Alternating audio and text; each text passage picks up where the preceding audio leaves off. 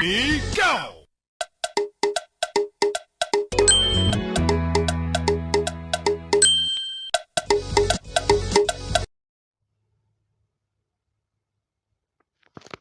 Breaking news. Welcome to today's headlines. Fulani kidnappers vowed to Çhęw Buhari. Methodist prelate.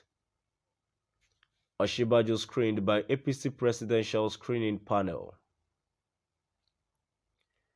Fulani kidnappers vowed to Çhęw Buhari. Methodist prelate. Ọ̀ṣínbàjò screened by APC presidential screening panel.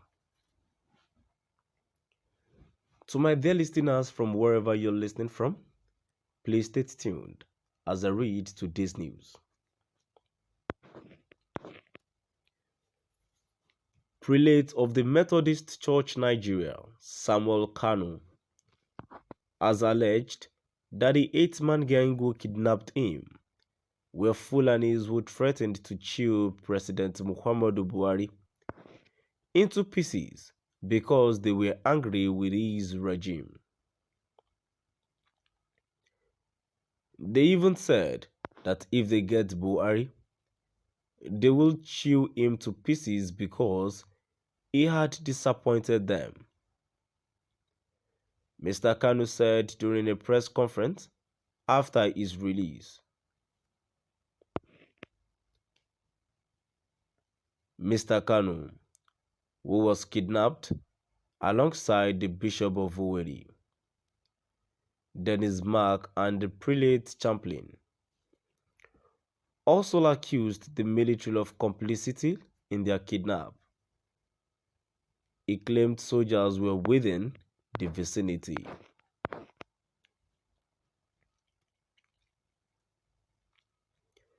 Vice President Yomi Ọ̀ṣínbàjò has been screened by the All Progressives Congress Presidential Screening Panel. After the screening, Mr. Ọ̀ṣínbàjò spoke with journalists, saying the exercise was fruitful and expressed optimism about the party's chances ahead of the 2023 presidential election.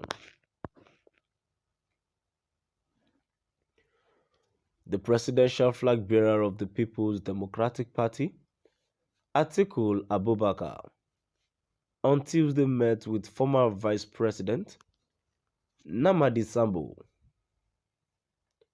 a former governor of Sokoto State, Atairu Bafarawa, a former governor of Jigawa State, Sule Lamido, and a 2023 presidential aspirant of the PDP, Muhammad Ayatuddin. Atiku made this known in a tweet posted via his official Twitter handle, @Atiku. According to Atiku, the visit was to strengthen the bond of unity in the PDP. A family of 5, including father, mother, and their 3 children, have died in an auto crash at Oluwatoyi area in Akure, the Ondo State capital. Eyewitness account said that the father was drunk as his body was smelling of alcohol when brought out from the crashed vehicle at about 10 p.m. He was said to be driving a taxi along the road, which was still under construction, when he rammed into one of the stationary tractors parked by the roadside. The source added that the deceased was coming from the ShopRite area in the Akure metropolis and heading towards their residence at Ijomimo area when the ugly incident occurred. According to the eyewitness, the driver of the crashed taxi was on high speed when he rammed into the tractor parked by the construction company in Adlin, the road project.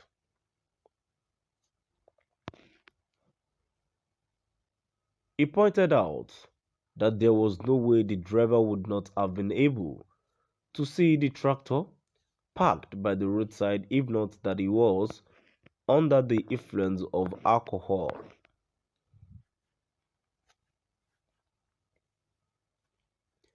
British Prime Minister Boris Johnson is facing the growing threat of a confidence vote as two more lawmakers suggested they had lost faith in his government over the Partygate scandal. A former party leader said Johnson could be challenged next week. Compounding the pressure, Johnson's ethics advisor said the Prime Minister may have broken the ministerial code when he was fined by the police over a birthday party in June 2020 when indoor socializing was banned.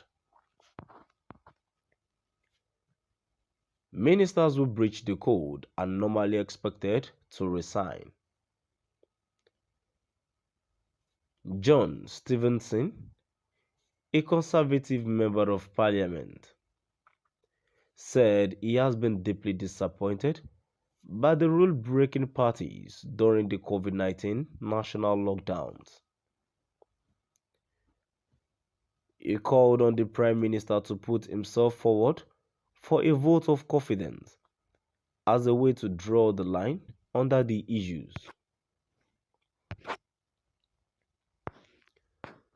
Prelate of the Methodist Church Nigeria, Çhęw, has alleged that the 8-man gang who kidnapped him were Fulanis, who threatened to chew President Muhammadu Buhari into pieces because they were angry with his regime. They even said that if they get Buhari, they will chew him to pieces because he had disappointed them. Mr. Kanu said during a press conference after his release. Mr. Kanu, who was kidnapped alongside the Bishop of Owerri, Dennis Mark, and the prelate chaplain, also accused the military of complicity in their kidnap. He claimed soldiers were within the vicinity. To my dear listeners, now we've come to the end of our today's news. Please do drop by here at the comment section and let us know what